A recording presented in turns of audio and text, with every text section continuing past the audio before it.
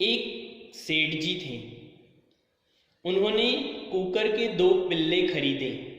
Cooker आपकी भाषा में कुत्ते, जो कि देखने में बहुत सुंदर थे।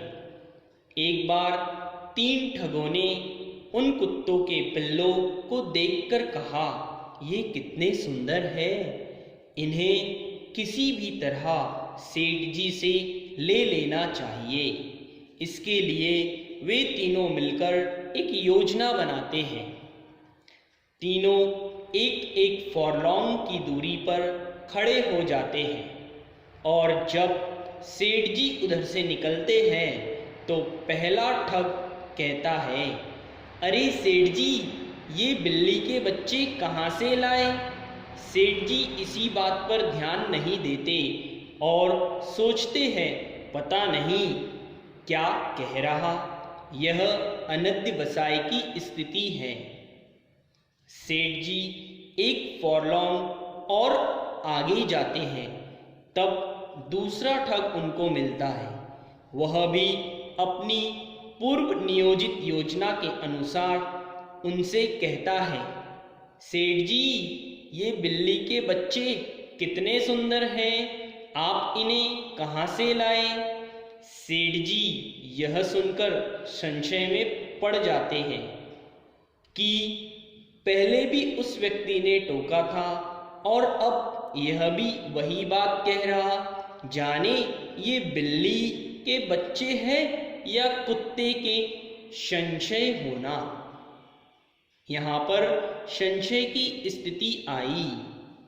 जब सेठ जी यही विचारते विचारते आगे बढ़े और उन्हें तीसरा ठग मिला, तब उसी बात को वह दोहराता है।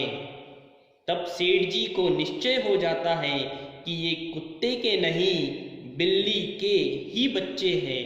यह विपरीत ज्ञान है। इसी प्रकार जब हम सुनते हैं शरीर ही आत्मा है, लेकिन उस पर कुछ ज़्यादा गौर नहीं करते, यह अनध्यवसाय है। फिर भी सुनते हैं शरीर में आत्मा है, लेकिन है या नहीं, इस बात का संशय होना संशय ज्ञान है।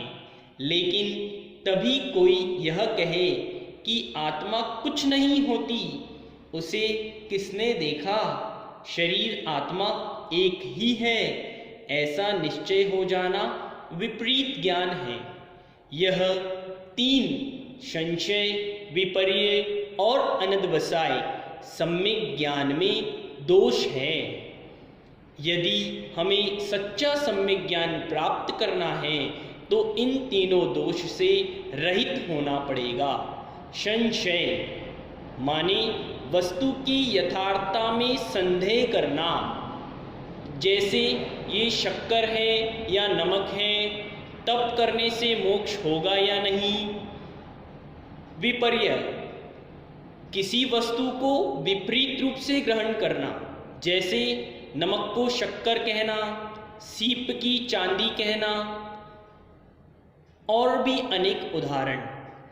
तीसरा अनध्यवसाय, यथार्थ जानने का प्रयत्न ही करना, जैसे हम कहीं जा रहे हैं, अचानक से पैर में कोई पत्थर चुभ गया, फिर भी यह पत्थर है या लोहा है, यह जानने का प्रयत्न नहीं करना, यह सम्यक ज्ञान में दोष है।